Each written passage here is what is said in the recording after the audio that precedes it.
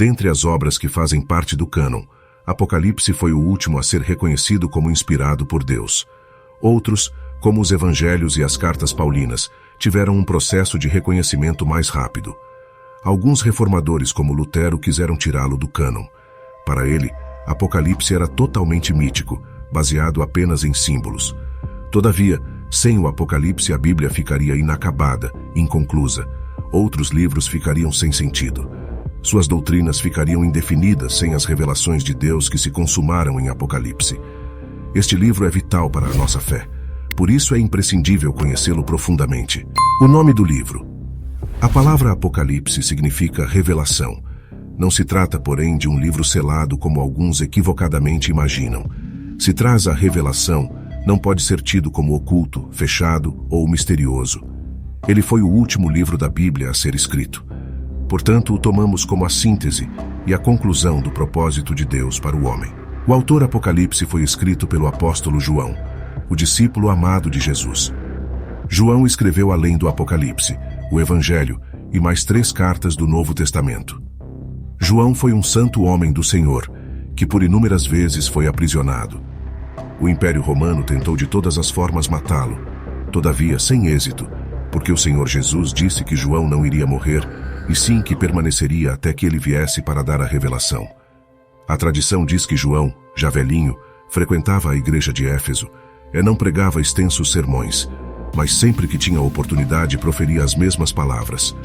Novo mandamento vos dou, que vos ameis uns aos outros, assim como eu vos amei, disse Jesus. Na próxima reunião, quando pensavam que ele ia dizer uma palavra nova, ele dizia a mesma coisa.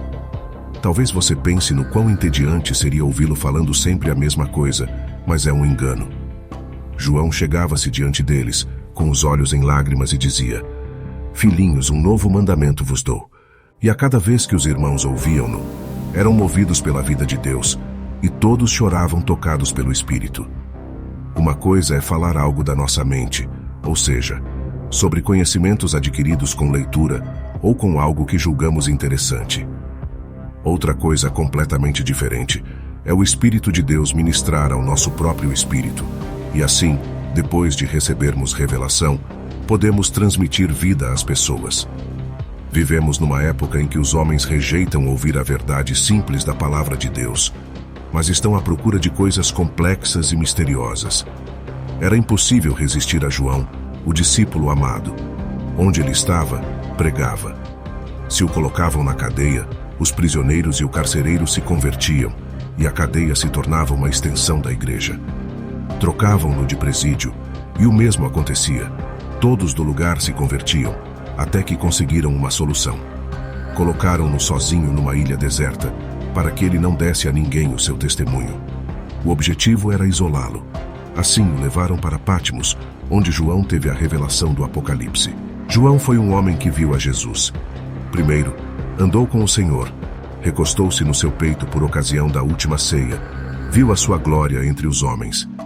Dos discípulos, ele era o mais afetuoso e talvez o mais próximo do Senhor. João viu Jesus na carne e também viu o Cristo glorificado, com os seus cabelos brancos como a neve e seus olhos brilhando como o sol ao meio-dia, tendo os pés como bronze polido, caminhando por entre candelabros de ouro. João viu Jesus na carne e viu Jesus na glória. Homem de Deus, que privilégio! Que possamos ter essa revelação também. Precisamos conhecer o Jesus histórico que está nos Evangelhos, assim como o Jesus vivo que habita na glória e dentro de nós.